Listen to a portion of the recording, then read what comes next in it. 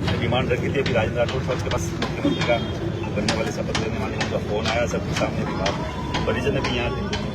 उनको यही आश्वासन दिया गया है कि सरकारी नौकरी आपको दी जाएगी। बच्ची 2 बच्चियाँ हैं, उनकी वाइफ को, उनके बच्चों को जब तक वो एजुकेशन में रहेंगे, जब तक उनका खर्चा सरकार उठाएगी। और बड़े ज़्यादा से ज़्यादा जो मुआवजा है, उन्होंने 5 करोड़ की डिमांड करी है, कब तक कहाँ तक सरकार देती है, जो आज तक मिला हुआ है उस मुआवजे तक सरकार बाकायदा वो बोल रही है कि जैसे ही हम लोग शपथ ग्रहण लेंगे पहला काम ये करेंगे। दूसरा एक घायल जो है, 2 घायल, एक हेमराज का ठीक है, मैं आपको चैनल के माध्यम से बोलना चाह रहा हूँ, उसके लिए भी हमने मांग रखी है। उसको भी घायल के हिसाब से जो बराबरी का मुआवजा है तो उनको भी ये अभी मांग के वो लोग गए हैं। लिखित में देने की मांग है, इसलिए हम लोग यहाँ बैठे हैं, लिखित में प्रशासन दे, क्योंकि ये हमने नहीं मांगा, ये परिजनों की डिमांड थी। परिजन इस पर राजी है, हम लोग तो केवल उनके समर्थक हैं, उनके सहयोगी हैं। जब तक परिजन नहीं मांगेंगे हम उनकी लड़ाई लड़ेंगे। सुखदेव सिंह जी की लड़ाई भी हम लोगों ने ऐसी लड़ी, उनकी वाइफ ने बोला कि मैं इससे संतुष्ट हूँ, 72 घंटे में ये लोग कर लेंगे, एनआईए को ये दे देंगे, और पूरा थाना सस्पेंड करके उन्होंने मुझे लिखित में चाहिए, तो उन्होंने लिखित में दिया जैसे ही, और हम लोगों को धरने पर उठने के लिए उन्होंने आदेश कर दिया, हम लोग उठ के घर चले गए, क्या संस्कार कर दिया।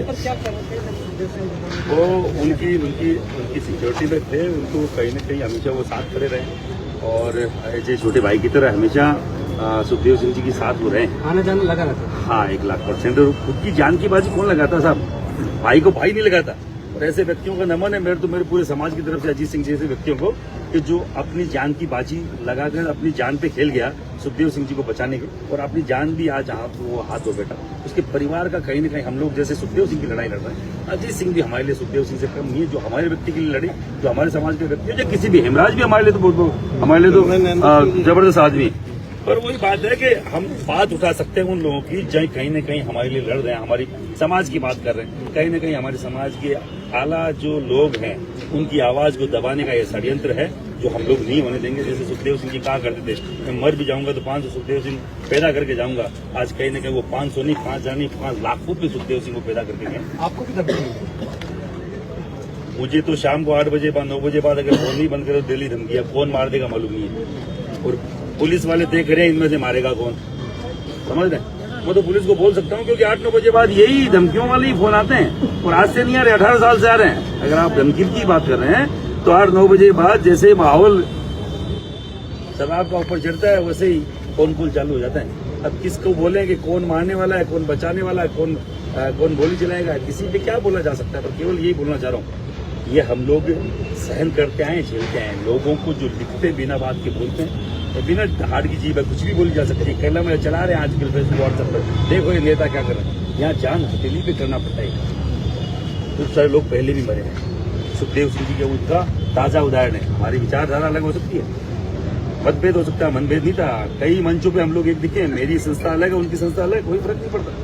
वही वो काम कर रहे थे जो मैं कर रहा हूँ, और जब उनको हाथ धोना पड़ सकता है तो मैं ऐसा कौन सा सही काम कर रहा हूँ? मैं वही कर रहा हूँ। समाज की बात उठाने वाले की अगर दशा और दिशा मौत है तो हमारी भी मौत निश्चित है। हम लोग हंसते हंसते समाज पे मरने मिटने वाले लोग हैं, कोई फर्क नहीं पड़ता। अब हमें सबको कहीं ना कहीं भगत सिंह तो चाहिए, पर चाहिए पड़ोसी के रूप। खुद भगत सिंह नहीं बनना चाहता, तो मैं केवल युवाओं से ये बोलना चाह रहा हूँ, अपने समाज के लिए भगत सिंह की तरह खड़े रहो, और गूंगे बहरे लोगों के कान और आंख खोलने के लिए आपको इस तरीके के धमाके करते रहना पड़ेगा। धरना कब तक खत्म? ये धरना लिखित में जैसे देंगे, इनके परिवार के व्यक्ति अगर जैसे यहाँ भरेंगे, हम तो आदेश के पालना करेंगे। उनके परिवार की भी करी, इनके परिवार की। हम लोग कोई डिसीजन लेने वाले लोग नहीं, हम क्यों ले डिसीजन? परिवार ले डिसीजन, जिनको पूरा जीवन भोगना पड़ेगा इस बात को। हम उठ के चले जाए, हम कुछ भी बोल के चले जाए, कल को वो चीज नहीं हो, लोग बोले देखो भुगतना पड़ गया परिवार को। मैंने खूब सारे मुद्दे देखे हैं ऐसे, सैकड़ों जहाँ नेता लोग कुछ बोल के चले गए और बाद में उस परिवार के साथ न्याय नहीं हुआ। आज भी उनके परिवार के लोग उसकी वो जो आर्थिक पैकेज है उसके लिए इंतजार कर रहे हैं। तो हम नहीं चाहते वो परिवार के लोग इंतजार करें। परिवार के लोगों से बातचीत कर लेते हैं, कुछ सदस्य यहाँ पर है, अभी उनके काका कहाँ गए? देखिए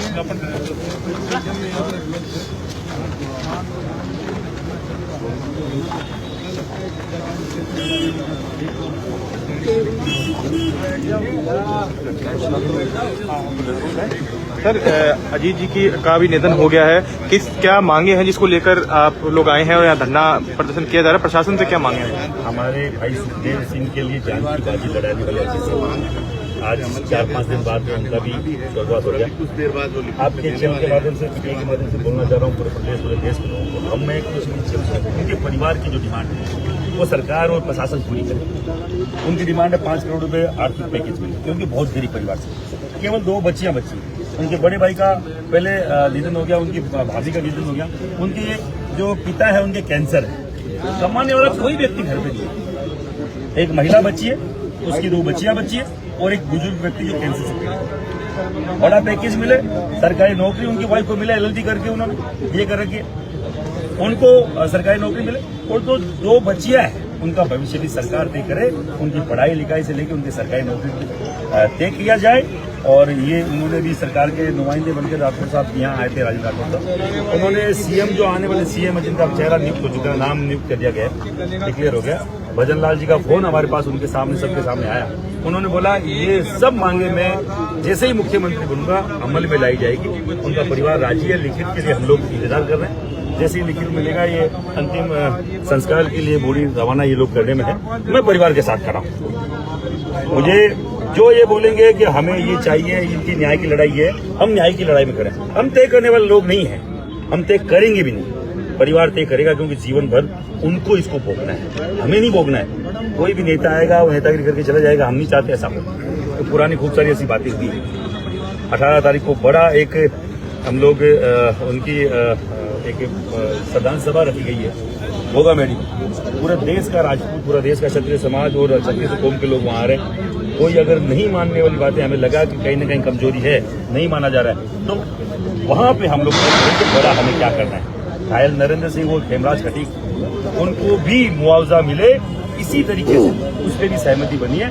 तो चाहते हैं इन लोगों इन बातों पर सरकार कहीं न कहीं अपना स्टैंड क्लियर करे, जल्द से जल्द इसको पूरा करे। हम आपस में टकराव की स्थिति पैदा हो राजस्थान में हम चाहते हैं। हम चाहते हैं नई सरकार का स्वागत बाकायदा वैसे करें जैसे हमेशा नई सरकार का होता है, न कि विरोध के नारों से, न कि हमारे विरोध प्रदर्शन से। क्योंकि 18 को हम लोग खड़े होंगे, 15 को शायद हो सकता है शपथ ग्रहण हो जाए, सीएम को बने 3 दिन होंगे। हम बड़ा यहाँ से फैसला नहीं लेना चाहते, हम वही फैसला लेना चाहते हैं जो इस सरकार के पक्ष में हो, समाज के पक्ष में, उन दोनों चारों परिवारों के पक्ष में।